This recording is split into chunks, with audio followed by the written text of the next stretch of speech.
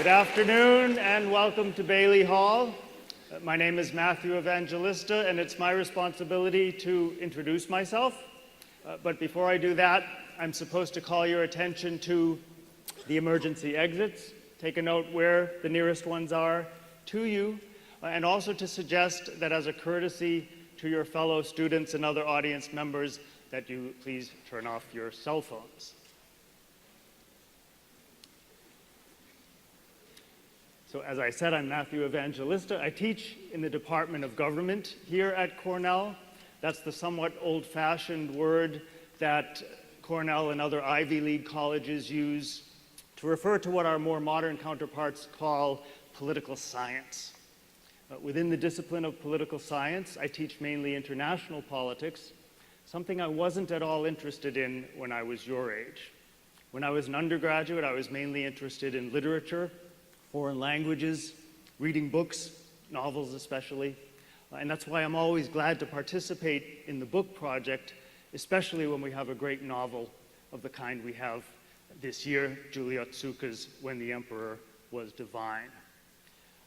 I'm especially glad to lecture on a topic related to the novel because it engages my main interests in research and writing, namely war and human rights, particularly the ethical and legal dimensions, and often with a focus on identity, ethnic, national identity, gender identity. And the book is just full of context that's relevant to those issues. What I have in mind for today is three things. I'll start with a discussion of this event, the mass relocation and internment of Americans and foreigners of Japanese ancestry. We'll call them Japanese Americans for short. I'm going to look at that event from the perspective of a political scientist. There are many versions of political science. People who teach it probably would disagree, and in fact, disagreeing is what we mostly do in the field. We tend not to give you answers, rather we tend to pose questions and puzzles, suggest competing explanations, try to get you to evaluate evidence, which explanation seems strongest. So despite our disagreements, though, within political science, I think most people would argue that among the things we do, three stand out: comparison, generalization, and explanation. So we tend not to treat events like the internment of Japanese Americans as unique, but rather as part of a category that has certain features so that we can compare other examples in order to explain, in order to understand them better. So that's the first part.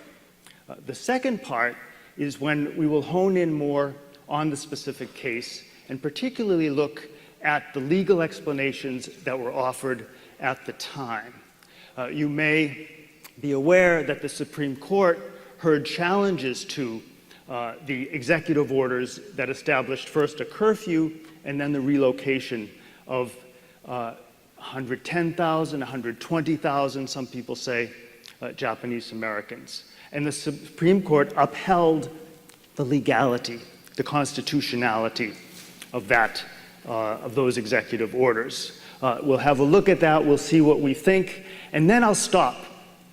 And I'll ask you to help me understand what I find especially puzzling about that Supreme Court decision.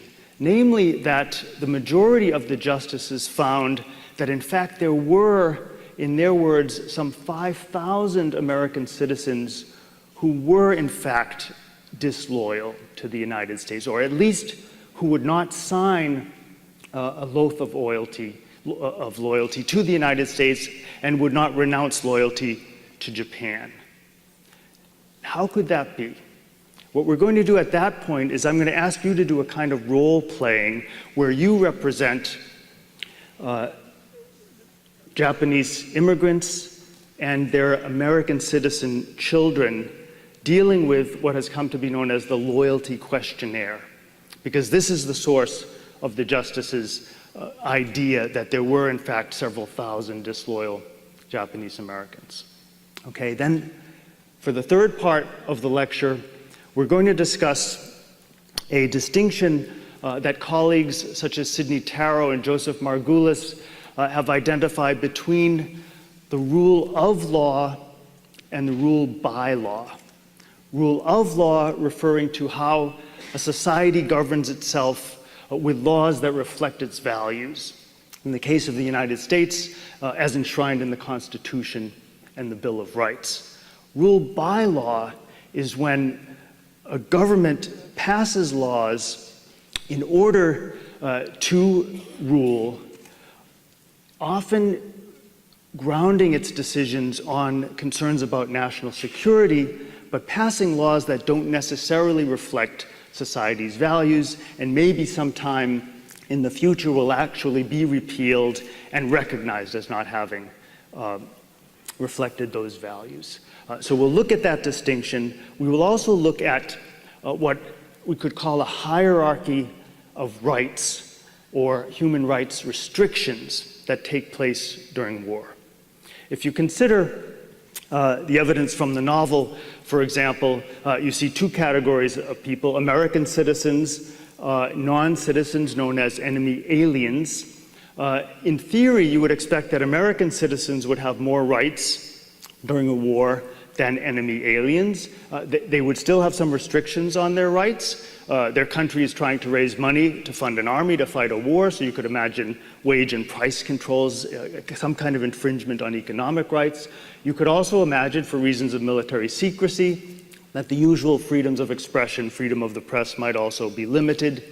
Enemy aliens would have fewer rights. They could be interned. They could be deported.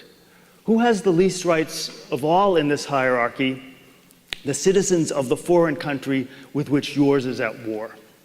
Because they're on the territory of the country with which your country is at war, they could face loss of the most fundamental human right, namely life, the right to life. So they could be attacked deliberately, typically by bombing, or they could be harmed incidentally, unintentionally, but nevertheless suffer. Okay, so that's the basic hierarchy. Having read Julie Otsuka's novel, you already know there's a little bit of a problem with it, right? Because in the case of the Japanese-American internment, American citizens suffered the same rights restrictions as non-citizens. And so there are other issues that I'll want to discuss there, and in particularly towards the end, I want to raise two paradoxes about the state of human rights during war, where there are greater rights than you might expect for some people and fewer rights than you might expect for others. Okay. Now, a political scientist's perspective on this event. You've read about this event. You've heard about this event, the mass relocation and internment of Japanese Americans, as unprecedented. It was an unprecedented catastrophe for the people who suffered through it. But political scientists don't like unprecedented because they want to be able to compare events within a certain category. So I'm going to propose to you a category, some criteria for establishing a category. You can disagree with me. As I said, political scientists disagree all the time. But this is what I'm going to suggest. 3 criteria. 1, mass relocation from where a group lived and worked on the basis of the characteristics of that group, not on the basis of anything that any individuals did, and internment somewhere else where the conditions of life, let's say, are more difficult. Okay, that's only the first criterion. The other ones are a little shorter. It's legal. It's done on the basis of laws of the country. And the third is that it's typically done on the basis of national security concerns.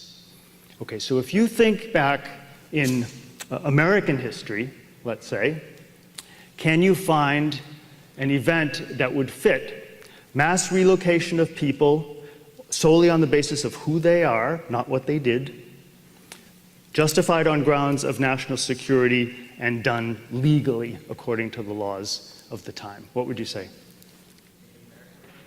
Yeah, the Native Americans being moved to reservations. It's the first one that came to mind, thank you, for me as well, but I wasn't sure about one element, which is how legal it was. You probably know your history better than I did at the time. So you will know that in fact there was a law, the Indian Removal Act of 1830, passed at the initiative of President Andrew Jackson with the support of Congress and also support of the people in the states from which 5 major Indian tribes were forcibly relocated. The event became known as the Trail of Tears to represent the hardship that took place during that time. So we've got the law, we've got the mass removal. The national security element, in my view, is a little shaky here, because this wasn't a case of Indians resisting encroachment of European settlers.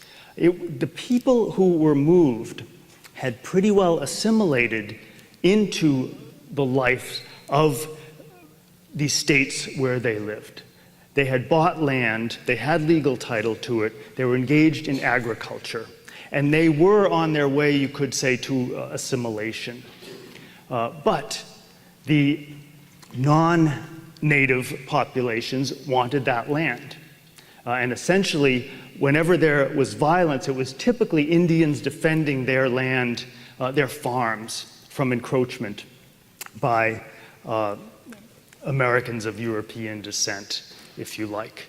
And that's why the law was passed, so that they would lose title to the lands and were relocated west of the Mississippi in reservations. Okay? The second case requires that we go to Cuba. Now, you probably know it's illegal for us to go to Cuba, but luckily this is Cuba of 1898. And if your history course in high school went that far, you know what was the status of Cuba in 1898. It was a colony of Spain and a colony in rebellion. Cuba, at that time, was engaged in an independence movement. Spain had, we could say, more stringent gun laws than the United States has right now, so the rebels weren't allowed access to weapons. In order to get them, they engaged in tactics that even then were called guerrilla warfare, pronounced somewhat differently in Spanish. The rebels would attack military depots, would ambush military units in order to get weapons. And then, and this is important, they would blend back into the population, especially the rural population. And the Spanish authorities, the military, couldn't figure out who were the rebels. They weren't wearing uniforms. They were irregular forces. Okay?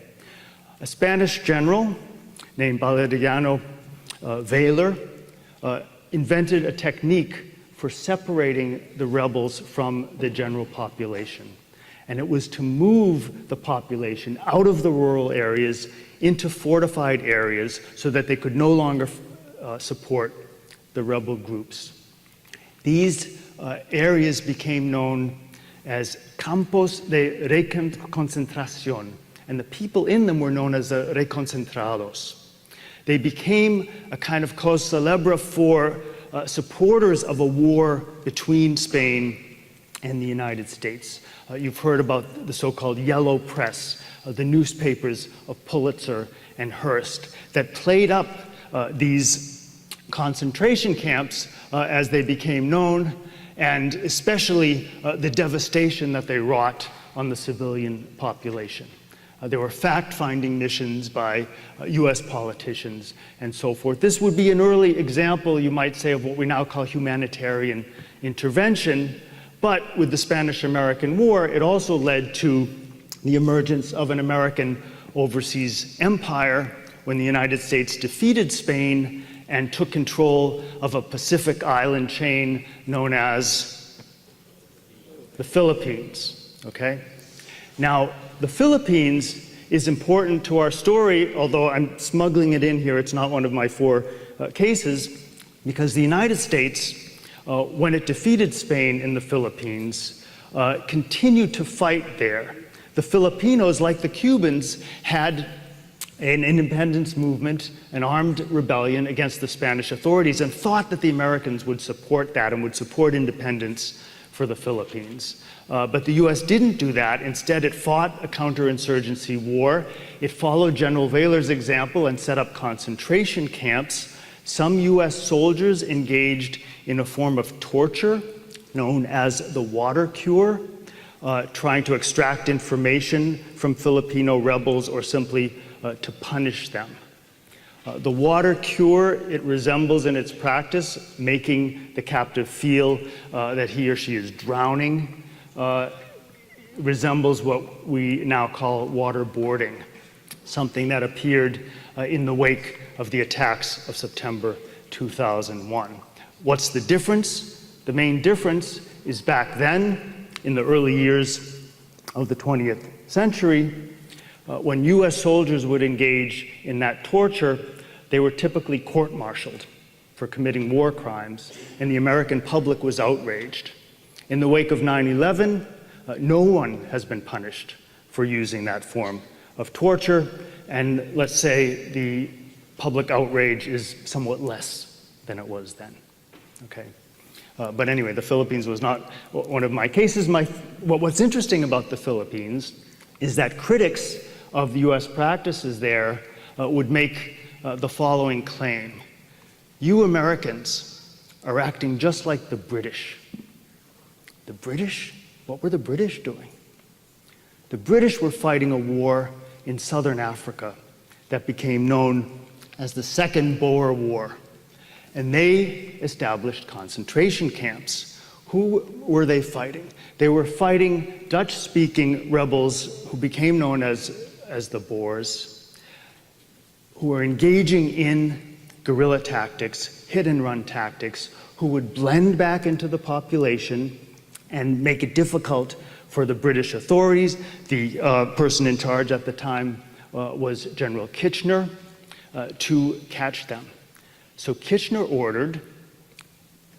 passed a law, an executive decree, to herd all of the Boer families from the rural areas into these armed encampments in order to deny the fighters access to their families and to support mechanisms.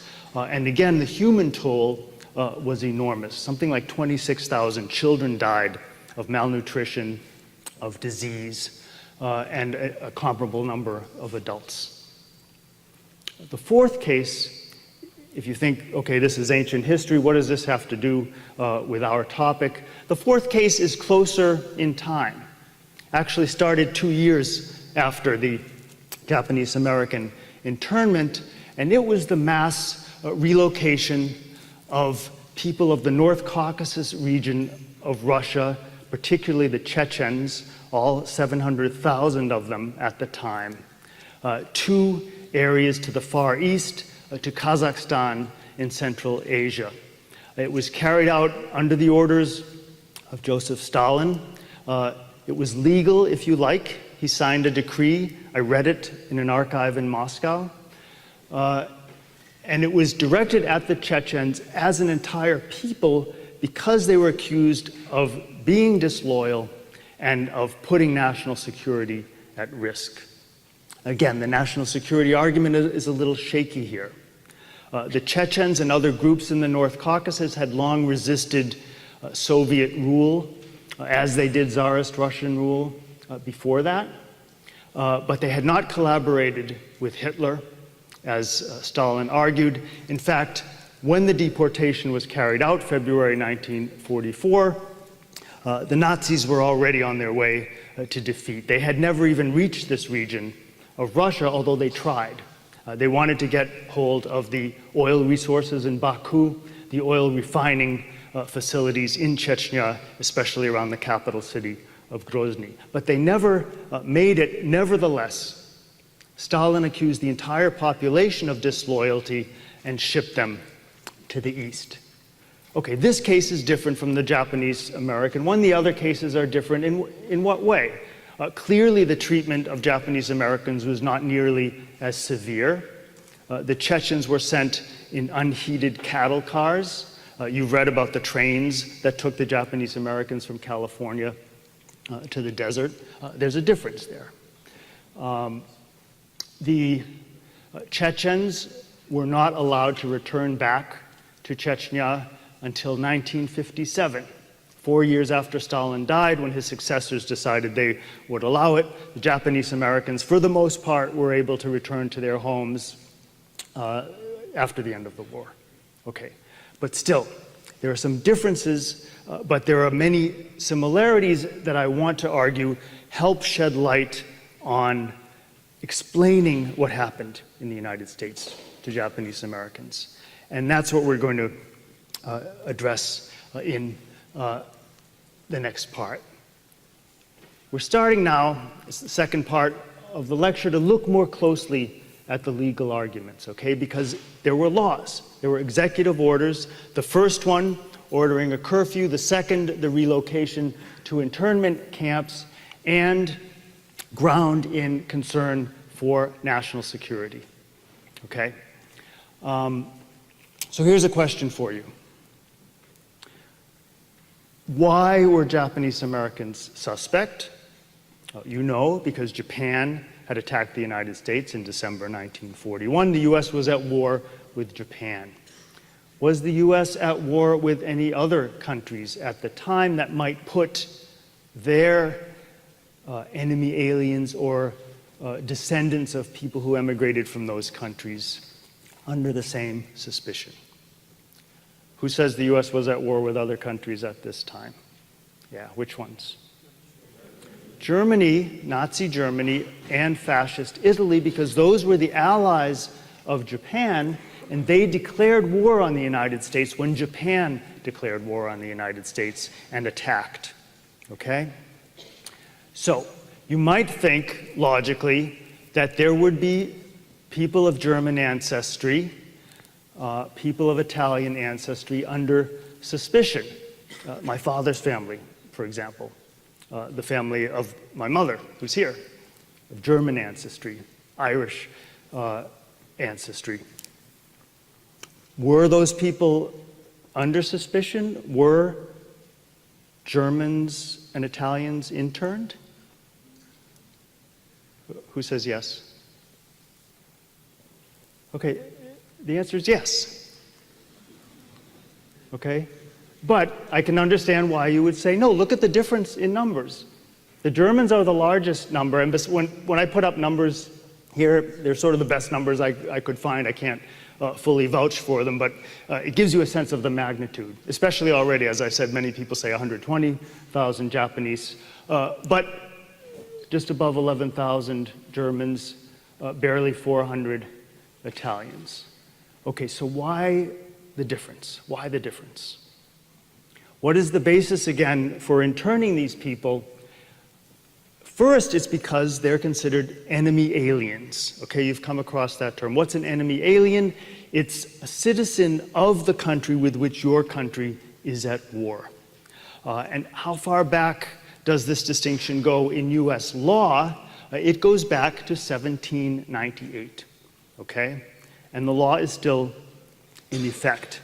So you might think, well, maybe there were just a lot more Japanese enemy aliens than there were German and Italian ones. That would be wrong. This is, again, roughly the proportion. So it looks like there was special treatment for people of Japanese ancestry that was not accorded to Italians and Germans. In fact, the status that was particularly difficult for people was if they were applying to become naturalized citizens. They had immigrated from one of these countries but hadn't yet become citizens. Now, this was not an option for the Japanese immigrants. They weren't allowed to become citizens. Only the native-born Japanese, the children of immigrants, were citizens. But for the Germans and Italians, they were allowed to become citizens. So the Italians who were suspect because of Mussolini's policies and that he had declared war against the United States, even, by the way, if they were opponents of fascism, they were suspect. But they petitioned to be allowed not to fall under this regime if they had already filed for naturalization. Okay, it was something that, again, the Japanese were not privilege the Japanese were not accorded. I want to turn now to this particular case. This is the Supreme Court case decided in 1944, brought to the Supreme Court by lawyers from the American Civil Liberties Union defending Fred Korematsu. You've probably heard about him. He was an American born in Oakland, California, of Japanese immigrant parents, went to Oakland High School, thought of himself as an American, and therefore wasn't very inclined to obey the executive orders that to him anyway even seemed contradictory. The curfew, you must stay in your house. The relocation order, you must go to a relocation camp and be sent to be interned. Okay, his lawyers filed suit on his behalf, and the Supreme Court, by a majority decision of Chief Justice Hugo Black, said, no, Korematsu doesn't have a case. The argument the lawyers were making is precisely that the Japanese Americans were singled out, whereas the law should have applied, if it were constitutional at all, to German Americans and Italian Americans as well. Okay? What did they say? This is from the opinion. So they had earlier endorsed the curfew. They said, like the curfew, exclusion of those of Japanese origin was necessary because an unascertained number of them were disloyal, even if the majority presumably were loyal.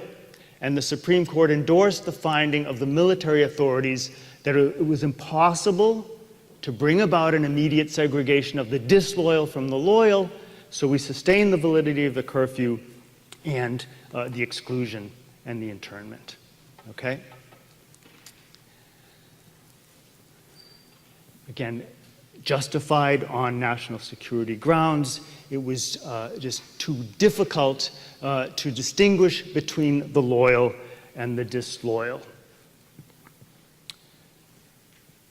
There's another reason, you might say, that the Japanese were singled out, that they were considered different from the other enemy alien groups, the Germans and the Italians. Julie Otsuka is hinting at it here. What difference is that? In the title? To me, that says religion. Okay? The Germans and the Italians were Christians of various sorts. The Japanese worshipped the emperor. Now, Julie Otsuka, being an excellent and clever writer, immediately calls this into question with the very first page of her book. If you'll forgive me a little literary analysis here, this is the first paragraph, okay? The sign had appeared overnight on billboards and trees in the backs of the bus stop benches. It hung in the window of Woolworth's. It hung by the entrance to the YMCA. Okay, so brace yourself. Here's the literary analysis, okay? Alliteration. Remember that one? The backs of the bus stop benches. The window of Woolworth's. It's wonderful, isn't it? I think it is. I loved reading this book. She's a tremendous writer, I think. But what I really wanted to call your attention to is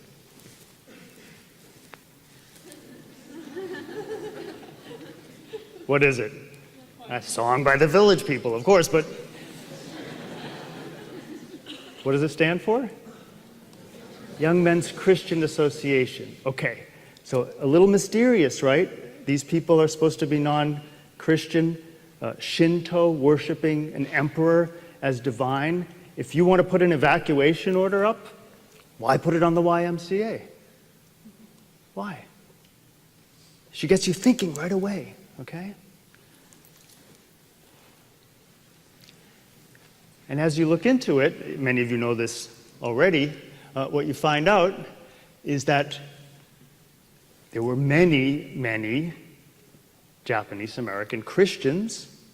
The YMCA was actually actively involved in providing services at the internment camps, as these photos of Ansel Adams show.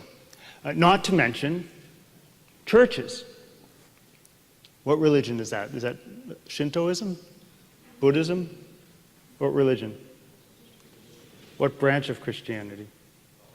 I say Roman Catholicism. That's a Japanese American nun. Okay? So there's a problem already with religion as a source of difference, because it shouldn't have applied to a relatively large portion of the Japanese American population, some of whom were Christian from their family background in Japan, many of whom converted when they came to the United States. Nevertheless, this was an issue at the camps. Okay, no emperor worshiping. Okay, so maybe that was the source of disloyalty. Can you think of any other examples in American history where people have been accused of disloyalty or potential divided loyalty because of their religion?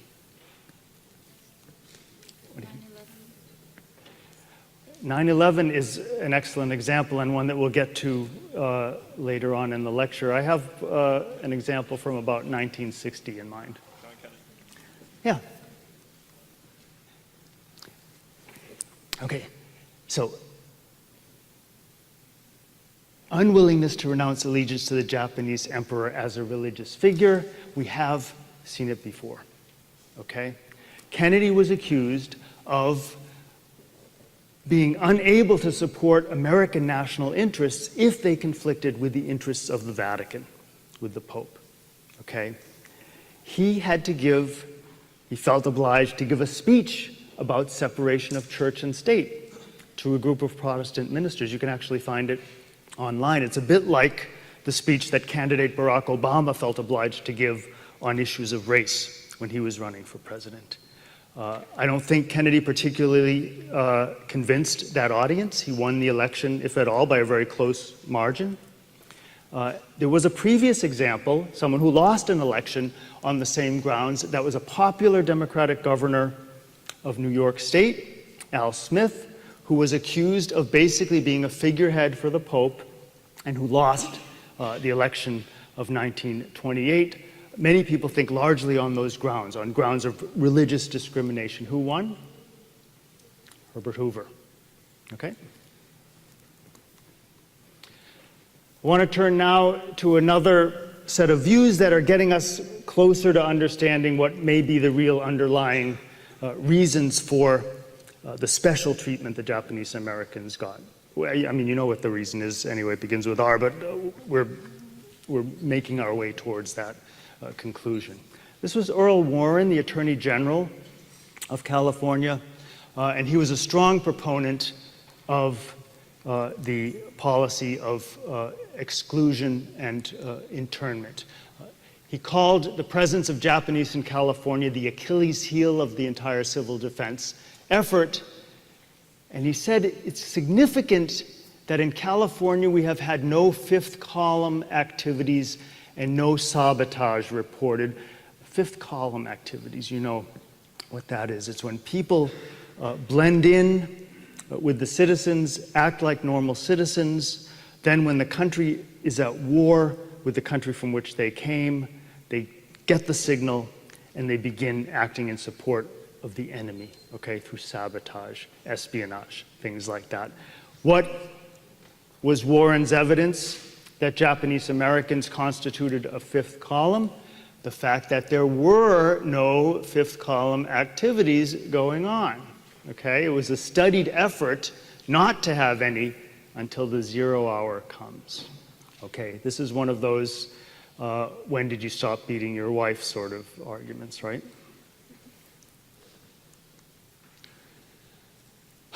Now here's the other element, okay, from Warren's argument at the time. When we're dealing with the Caucasian race, we have methods that will test loyalty, but when we deal with the Japanese, we're in an entirely different field because of their method of living, okay? There's something specific about the Japanese American community.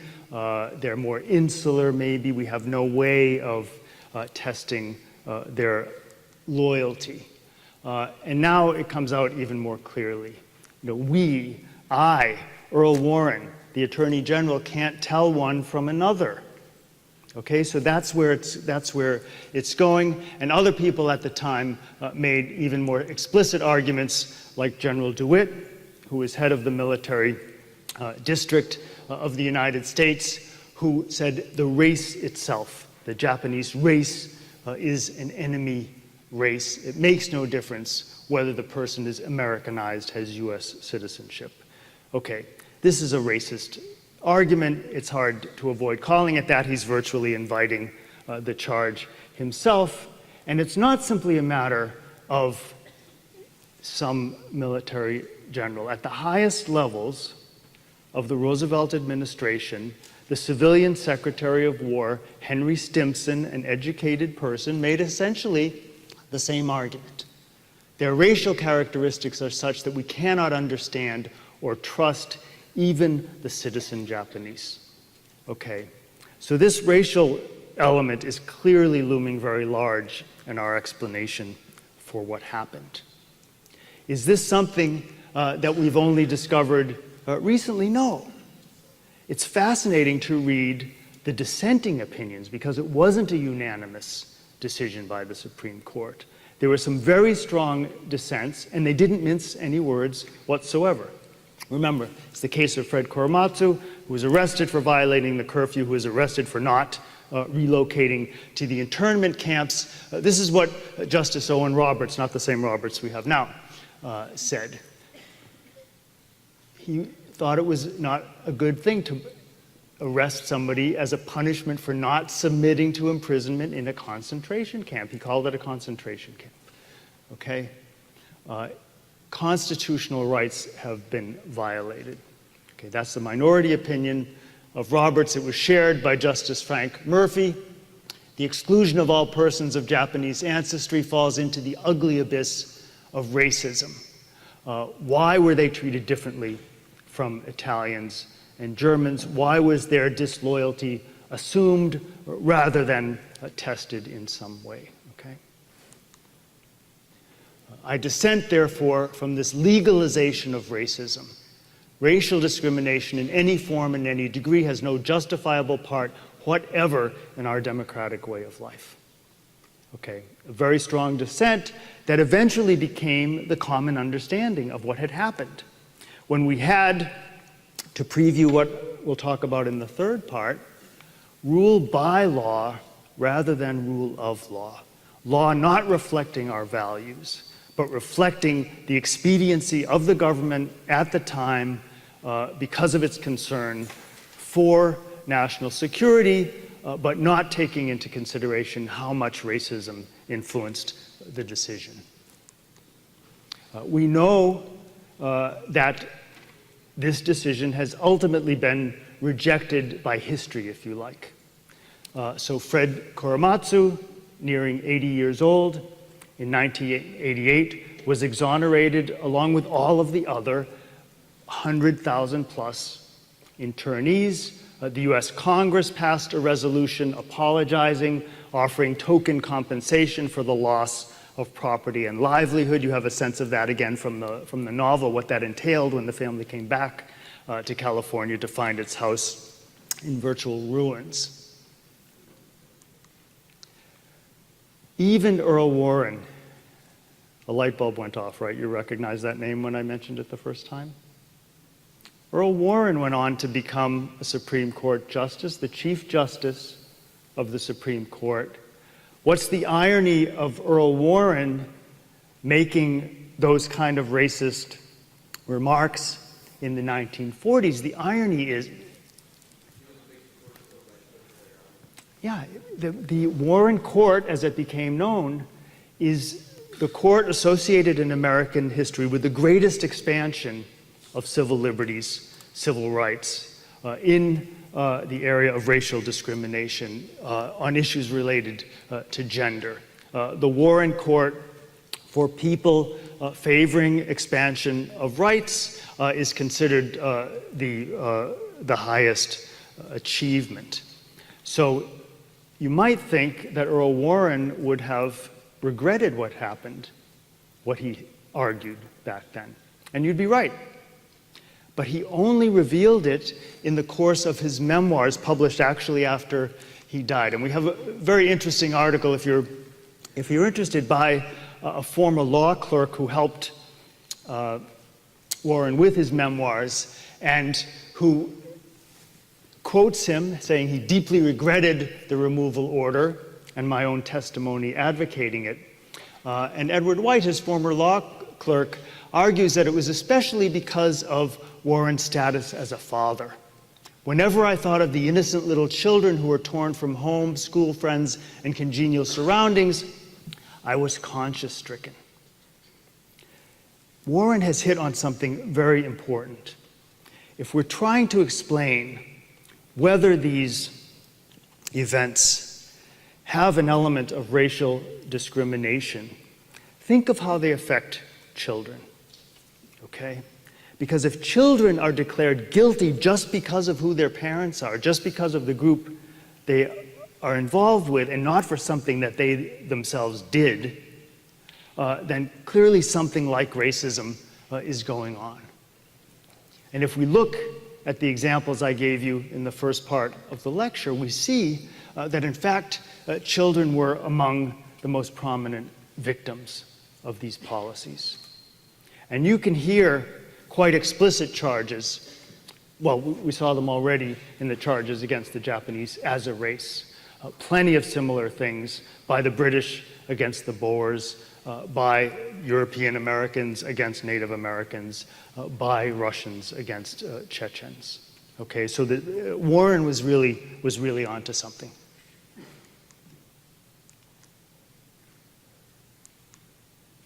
So in all of these cases, children were among the most prominent victims. Nevertheless, there's something puzzling and there's something troubling in the fact that the Supreme Court claimed that there were 5,000 Americans who would not pledge loyalty to the United States, who would not renounce loyalty to Japan. Now we can say, okay, why in turn 110, 120,000 of them because of the sins of 5,000? But still, how good is the evidence for this charge of disloyalty? It turns out, how many people have read about this already? Okay, so it'll be fun in a certain kind of way, that these topics are not really fun. But, okay, so here was the charge. 5,000 American citizens refused to swear unqualified allegiance or renounce allegiance to the Japanese emperor. Several thousand evacuees requested repatriation to Japan. Where did they get these figures? They got them from the so-called loyalty questionnaire that every internee above the age of 17, male or female, American citizen or not, was required to answer. Okay? And the questionnaire was long, but it was really just these two questions. Okay? Have a look at them. Are you willing to serve in the armed forces of the United States on combat duty wherever ordered? Will you swear unqualified allegiance to the United States of America and faithfully defend the United States from any and all attack by foreign or domestic forces, and forswear any form of allegiance to the Japanese emperor or any other foreign government power or organization? Okay? What I'm going to ask you to do, this is where I stop talking for a little while, is put yourself in the position of a parent immigrated from Japan, a child born in the United States, having to answer these among a long list of other questions, but these clearly were the most difficult. Remember two things. Everyone, male or female, age 17 and above, had to answer. And remember from earlier on, Japanese immigrants were not eligible for citizenship at this time, US citizenship. Okay? So here's what I'd like to do with the help of the very competent staff who brought you in here so efficiently. Just pair up with the person next to you, okay? One of you will be, all right, this is the easy part. One of you will be someone 17 years old or older, okay? But the other, this is harder, but you can do it, will be a parent, okay? So just decide quickly who's going to be the child, who's going to be the parent, and then answer those questions, okay? I'll be back.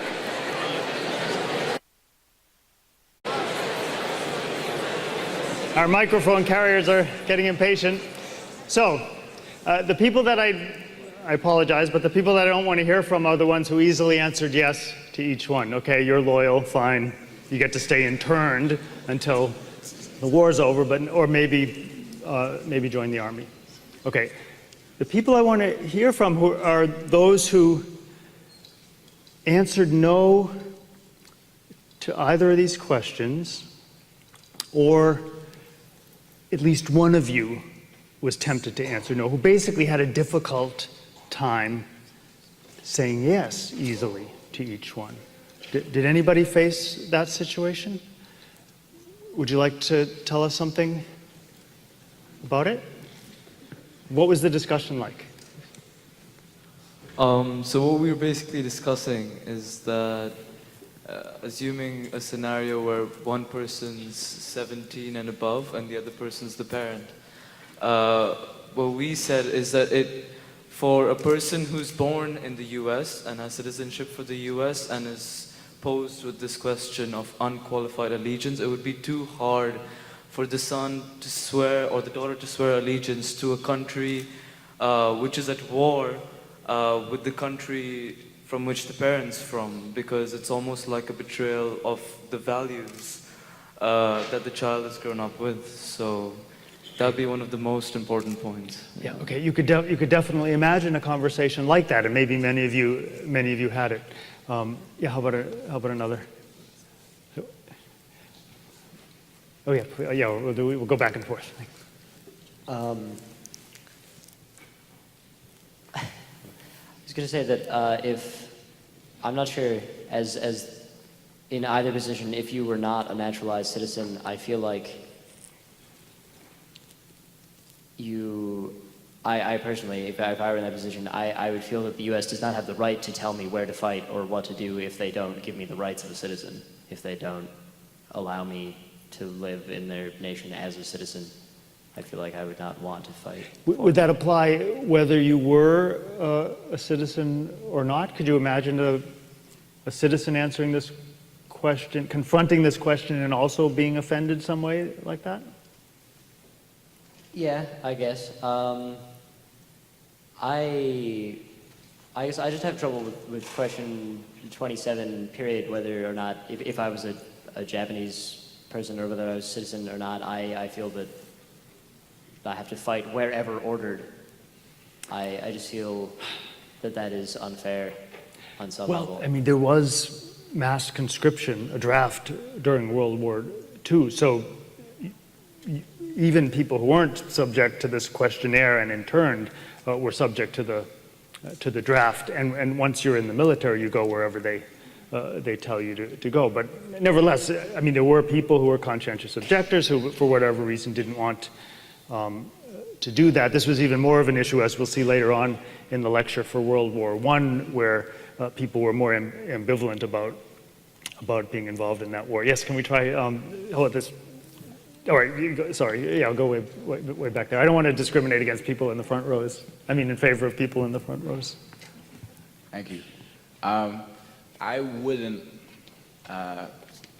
answer either of them with a yes, particularly number 28, because it just, to me, it resembles like a binding contract as a citizen. And quite frankly, especially the last part of the question, or other foreign government power organization, I feel like they're dictating what I believe in and what I feel is true to myself. And that would disable me to go ahead and allow myself to be interned. Okay, thanks. Yeah, I mean, I'm going to collect some of these and then show you how closely your views reflected what people were facing and thinking at the time. I think in my case, it was easy to be, or to think of myself in that position because I'm Venezuelan and I moved to Miami 4 years ago. So I haven't been naturalized yet, and I'm a permanent resident in the US. So if I were to see myself as a parent and I had children that were born here, but then I didn't have rights to citizenship, for instance, or they weren't even born here, but they didn't also have rights to citizenship, then I would just feel that I'd be betraying my country, but then at the same time betraying the country that I went to. So our discussion was mainly on the grounds that I left Venezuela because I disagreed with the political situation over there and the government. So if Venezuela was to declare a war against the US right now, I would most likely take the side of the US. However, again, if the US is denying me a right to citizenship, then I would think, well, if I do have to go to war against Venezuela and for the US, but then my children are not going to be citizens either. Like, I don't feel like, I feel like I'd be committing to something, but then the US wouldn't be committing to something like for me either, you know. Okay, this is great, and I'm going to have to stop it here. But I have to say, my colleagues who are going to meet with you in small seminars tomorrow are in for a real treat with such a thoughtful group.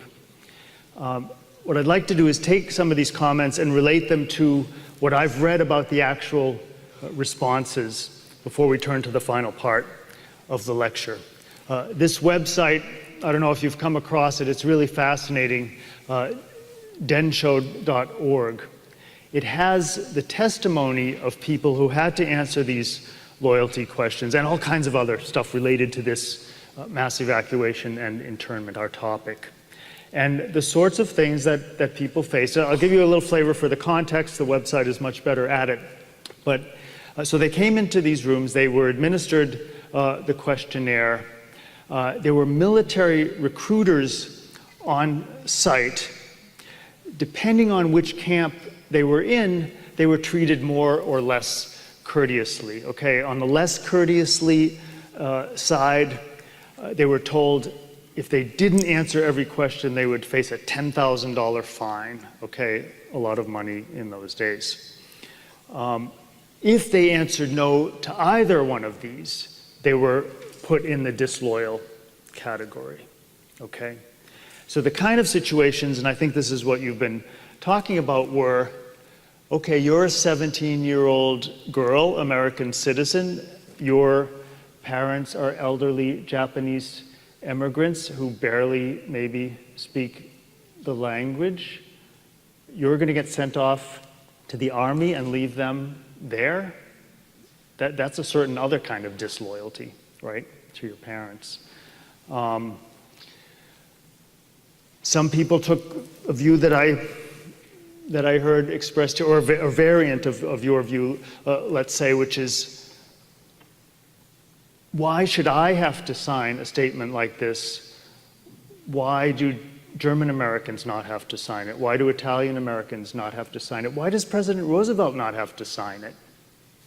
Okay, just something, I'm being singled out for this kind of treatment. It offends me as an American, or an aspiring American, if you like.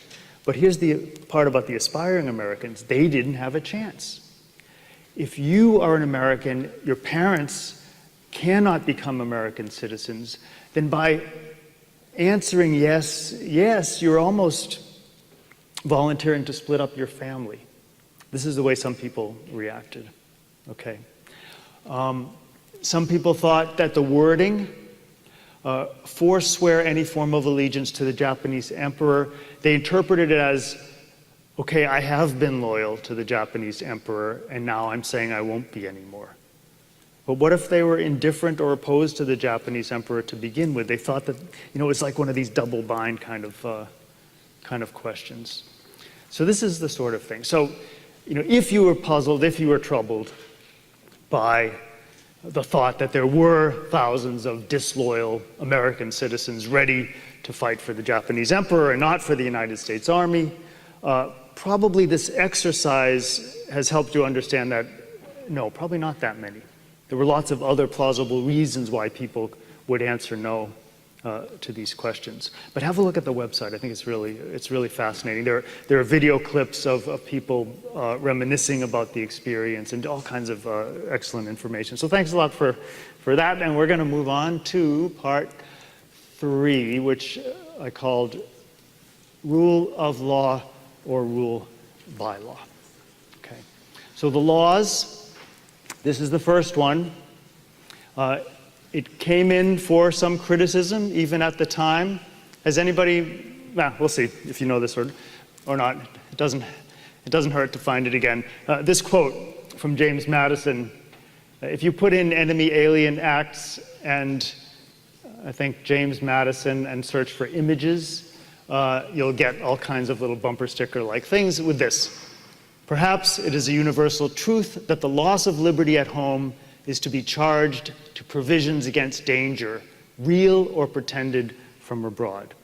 Okay, so this was Madison's take, one of the founders of the United States, drafters of the Constitution and so forth, and Thomas Jefferson's take on the Enemy Aliens Act. They thought that the foreign threat was being used to repress liberty at home, particularly of members of their political party. Okay. So this is something to bear in mind as we go through some of the other subsequent laws. The Espionage Act of 1917, still in effect today, used more by the Obama administration than all the previous administrations put together. A 1918 amendment, which was subsequently repealed. Let's have a look at them.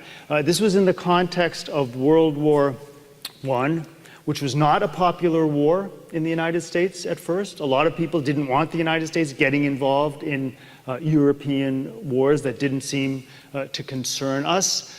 So one of the crimes was willfully obstructing the recruiting or enlistment service of the United States.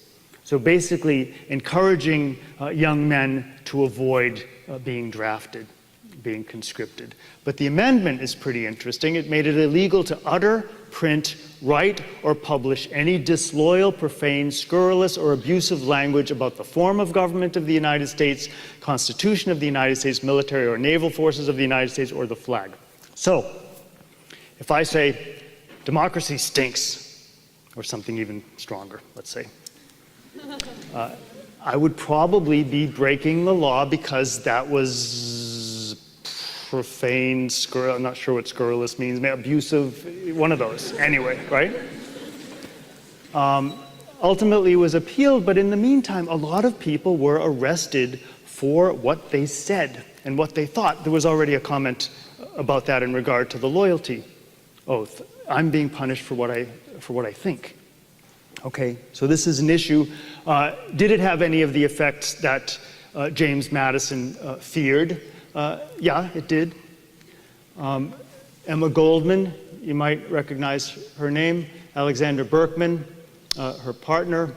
They were two well-known anarchists, born in Russia, came to the United States in the 1880s, were actively involved in opposing government, that's what anarchists do, but also opposing war, which is what a lot of anarchists did because it's what governments tended to do.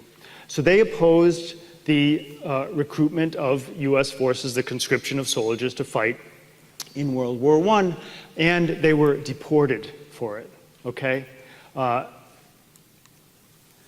Here's the deportation order for Emma Goldman. She believes in the overthrow by force or violence of the government of the United States. She believes, etc. Okay, so she's being punished, deported to Russia for her beliefs. Once in Russia, she, who had been sympathetic to the revolution, became a sharp critic of the Bolsheviks for their authoritarian policies and was not very happy there either. Okay, but she's a foreigner, right?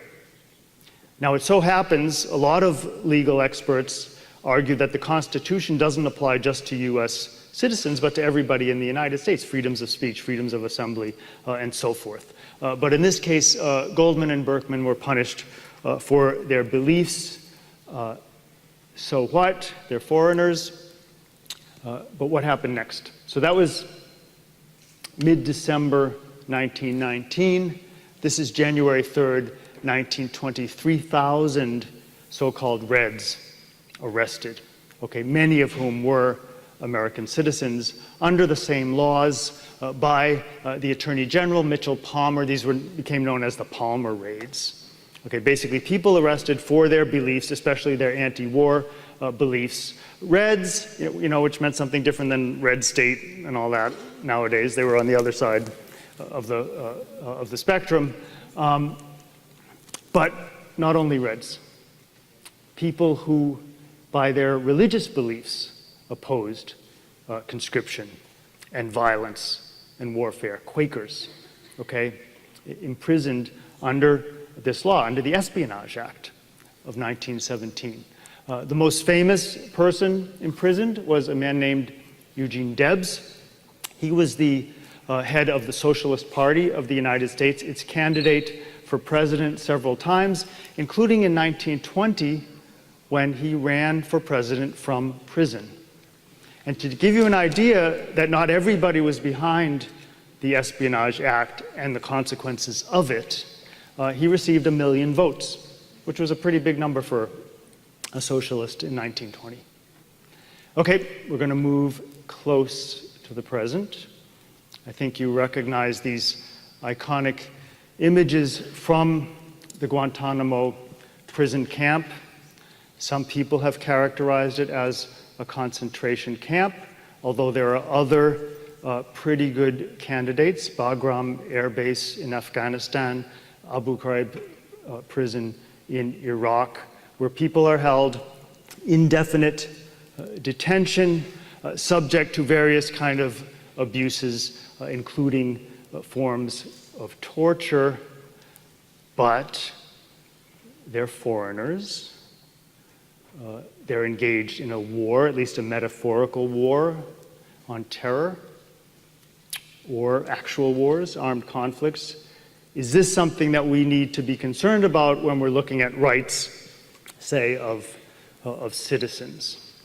It turned out that one person found in Guantanamo was an American citizen born in the United States. They transferred him to a brig in Virginia. So who were these people? They were terrorists, right?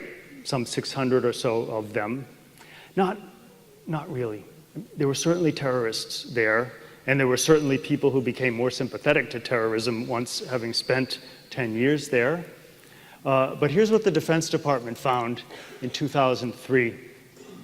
That 8% of the Guantanamo detainees were fighters for the Al-Qaeda organization. 11% were captured on the battlefield in Afghanistan. 3 of the detainees were children under 15 years old. And the rest, who were the rest? This is what George Bush said 3 years after this report. These people have been picked up off the battlefield and they're very dangerous. But many of them actually were not picked up off the battlefield. They were turned into American forces in Pakistan.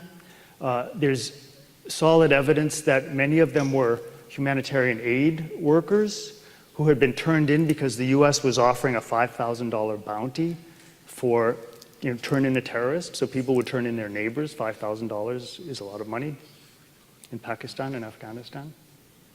Okay? So this was a source of concern. And Guantanamo became a symbol for anti-Americanism, if you like, concerns that the United States was not living up to its values. The United States came under criticism, especially from its European allies, but throughout the world. And Guantanamo became a kind of recruiting symbol for people who wanted to use violence against the United States and its people.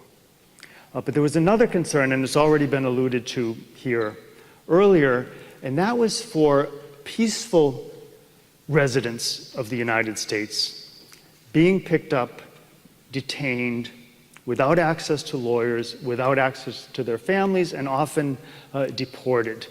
Law professor David Cole wrote already in 2003 a book about these people. The Justice Department under Attorney General John Ashcroft initially would keep a running count of the people who were detained. It seemed like an important achievement in national security at a time when the US was very shaken by the September 11th attacks. But he stopped on November 5th, 2001, when the count was 1,182, because as Cole says, none of these people was charged with terrorism. They were charged with often very minor violations of their immigration status. And it just didn't seem right. Cole is one of the people who argues that people in the United States, not only citizens, have certain rights. And one of the rights is not to be held in indefinite detention without access to legal help. Okay, so this was a concern. Later on, the US administration had a different idea for sorting out the terrorists from the non-terrorists. They asked people of Arab or Muslim background in the United States to register with the authorities. And something like 82,000, I'll know in a minute when I switch to that slide, 82,000 men older than 16 registered, but among those, 13,000 were then at risk of deportation, again, not for being terrorists, but for violating their immigration status, overstaying their visas, or something like that. They thought if they volunteered and registered, the US would be a little bit more lenient on them, but no, they were kicked out. Now, why are these numbers so round, 82,000, 13,000? It's because we literally don't know how many. We know about these stories really by anecdotes, one at a time, of people's particular situations. And in my case, because of a movie, I can't remember the name of it, but a very effective one that concerned one of these families. There are reports that collect many of the stories, and they give you a sense of what's going on here. But what's going on here is people are being detained because of their background, religious background, national background, region of or country of origin, and that raises parallels to the situation that we're studying in the context of Julie Otsuka's novel. And it raised concerns in Fred Korematsu's mind, because he lived to see these new developments. And this is what he had to say about it in an article to the San Francisco Chronicle in 2004. If someone is a spy or terrorist, they should be prosecuted for their actions. But no one should ever be locked away simply because they share the same race, ethnicity, or religion as a spy or terrorist. If that principle was not learned from the internment of Japanese Americans, then these are very dangerous times for democracy. Okay, this is Fred Korematsu in 2004. Let me bring us a little bit more up to date with what I want to suggest are a couple of paradoxes regarding the link between human rights and war. Who is accorded what kind of rights under what conditions? And you remember we talked about this hierarchy. We already have some doubts about it, whether citizens have greater rights than enemy aliens. Was James Madison right that it would start with enemy aliens and then the same restrictions would be applied to citizens? That's something for us to think about. Let's return to the novel. Okay, this is a page, this is towards the end. This is after the family has come back to California. People are celebrating the end of the war. These are the sorts of things they're hearing. Best day of my life, the day Harry dropped that beautiful bomb. Harry who? Harry Truman, recently become vice president, didn't even know about the atomic bomb program when Roosevelt was alive, found out about it, signed off on using it against two Japanese cities, Hiroshima and Nagasaki, with tens of thousands of people killed instantly and many more suffering the lingering effects of radiation poisoning as refugees or whatever. What about this one? Squadrons of returning B-29s swooped down out of the sky and flew overhead in perfect formation as down below on the streets the crowds roared and wept and welcome the good men home. These are the pilots of the B-29, not just the couple that dropped the bombs, the atomic bombs over Hiroshima and Nagasaki, but the thousands of B-29 bombers that destroyed most Japanese towns and cities, often through firebombing, through deliberately creating fires that would consume the entire cities by creating firestorms and just sucking in the oxygen and fueling the flame. Okay, so Otsuka is telling us something here. Okay, the treatment of Japanese Americans was pretty bad, the internment. The treatment of Japanese civilians in Japan was a lot worse. Okay, this is an element I want us to keep in mind. Okay, this is one thing that you could say, right? Over 100,000 people interned in the camps, but in one bombing raid against Tokyo, more than 100,000 people were incinerated. Okay, that's a big distinction, and we see it elsewhere. We see it today, you could say. Okay, in the wars, there are lots of people of Muslim heritage being killed. It doesn't seem so much that Americans, immigrants to America, are detained, maybe deported. There's a big difference here. But what I want to do is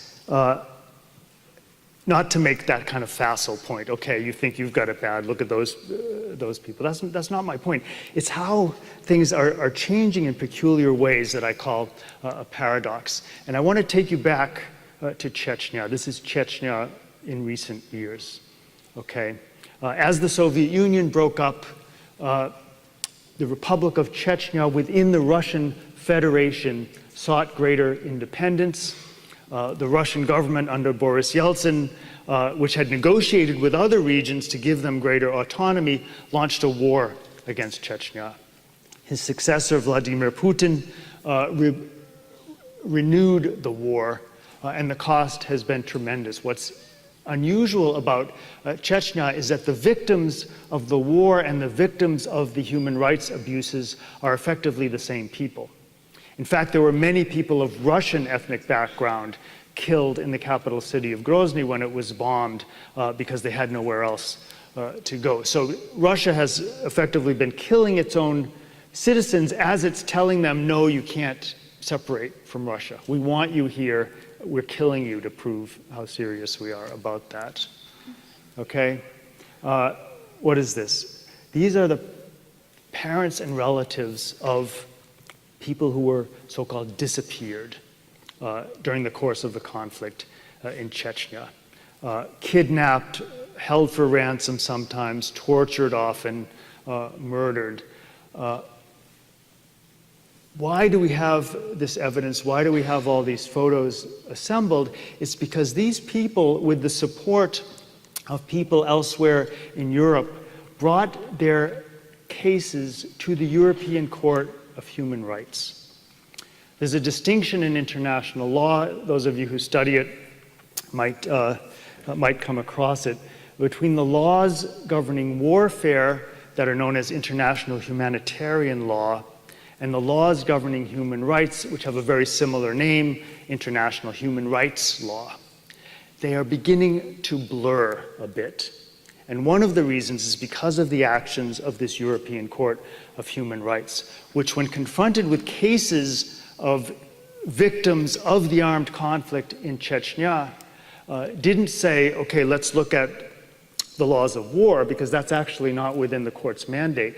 They said, look, let's look at human rights law, especially the European Convention on Human Rights, which Russia signed. And what did they find? They found that Russia was responsible for these disappearances, that it had violated the human rights of its citizens in every case that came before the court.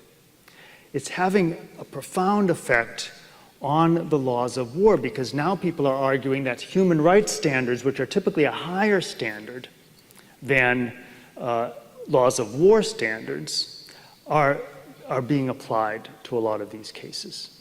So the reason I made the distinction before of being detained, being interned, and being killed is because they seem like hugely different things. But in the way that the international law is evolving, the victims of war are actually being accorded in law a higher status than they had before, greater protections of their rights. Now, whether it's going to have an impact in fact or not is hard to say. When Russia faces these charges, it pays a fine, okay? It acknowledges, in order to maintain part of the Council of Europe, it pays a fine. That's poor consolation for the people whose loved ones were lost. These faces might be familiar to you. That weapon might be familiar to you. A drone launching a missile killed this man, Anwar al-Awlaki, who was an American citizen, depending on your point of view, a propagandist for Al-Qaeda or a military operational commander of Al-Qaeda. What's the difference? It's something only an international lawyer could love, you might say. Propagandists are not legitimate targets of attack, especially if there's not an ongoing armed conflict. Military operational commanders, yeah. Okay, so that's where part of that controversy is. Nobody argues that his 16-year-old son, Abdul Rahman, was a legitimate target. Okay, and finally, President Obama acknowledged that he was killed and that he was a mistake. It was a mistake to kill him and his younger Yemeni cousin. Okay, Obama administration spokesperson said, well, it was his fault for having him as his father. We don't buy that argument, I don't think. And I'm sure he regretted saying it. But the point I want to make here is, even though we're concerned about innocent civilians being killed by drones, and some people say we should be even more concerned if they're American citizens, it's different than World War II, a lot different than the all-out total war. This is Prime Minister Winston Churchill of Britain speaking before US Congress in May 1943, saying that the way to achieve peace is by laying the cities and other munitions centers of Japan in ashes. For in ashes they must surely lie before peace comes back to the world. And to his credit, Churchill in this speech anyway is not showing any racial discrimination. He says the Germans and Italians, the same thing. If they don't overthrow their dictators, it's easy, right? Overthrow Hitler. Then they should suffer until they do, okay? It's different back then than it is now, I'm arguing. So here's now, or almost now, a NATO commander.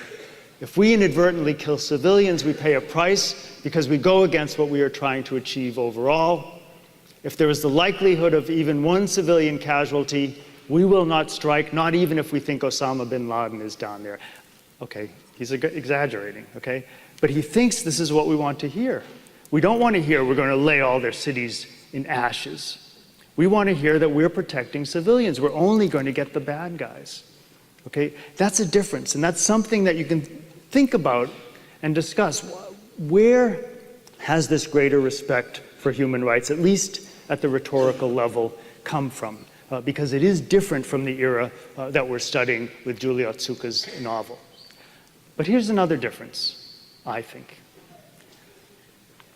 Remember, so the first paradox is that people in a war situation are accorded human rights that they never had before. People at home, though, we think, might be enjoying fewer rights. If you thought you had a right to privacy, if you naively thought that your personal email messages were more like letters than postcards, okay, you found out that you were wrong, right? This national insider policy that the Obama administration initiated talks about threats that encompass potential espionage, violent acts against the government or the nation, and unauthorized disclosure of classified information. So spies, terrorists, and people who leak classified information to the press. Okay, those are the insider threats. Okay, you're familiar with some of these faces, maybe not all. Okay, this one on the right revealed information to this one up here on the left that, in that person's view, constituted war crimes. Okay, he publicized them. This person, now here's part of the paradox, and here's part of an illustration of what I'm calling rule by law. Snowden revealed information, like that slide. Was he revealing crimes that the US government had committed? No. So when people argue he should have gone through channels, if he was a true whistleblower, he would have taken the matter to his superior. What would his superior have said? That person would have said, it's okay, it's legal, don't worry. And by the way, we're watching you. So this is rule by law. We don't think that this really reflects our values, this kind of government hoarding of information that we used to think was private. But it is legal, okay? So who are these other two? This is John Kiriakou, who was arrested in connection with the CIA waterboarding torture.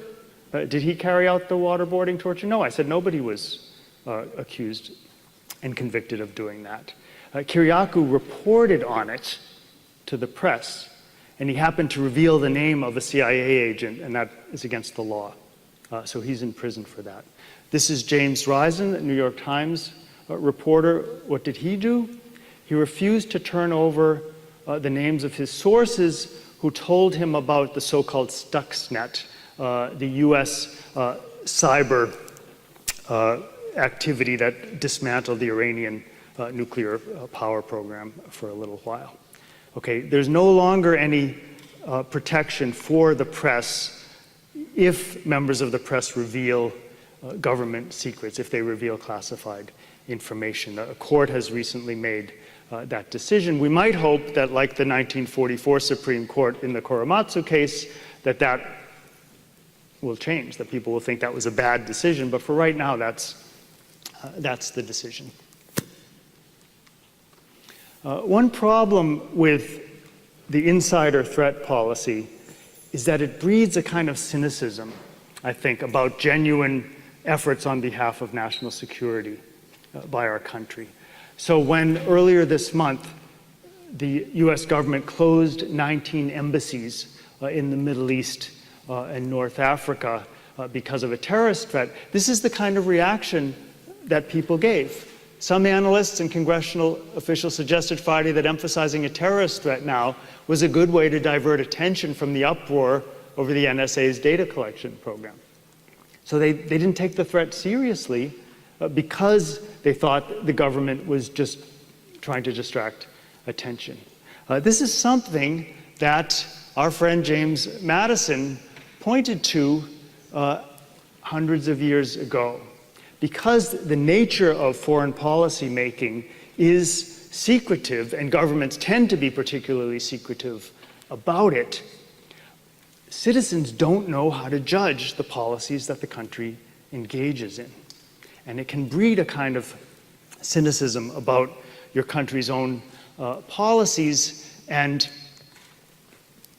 to leave you with Fred Korematsu, it can make you worry that these are very dangerous times for our democracy. Let me stop there, and we do have a couple of minutes for your own comments. And oh no, we don't. We're way over time.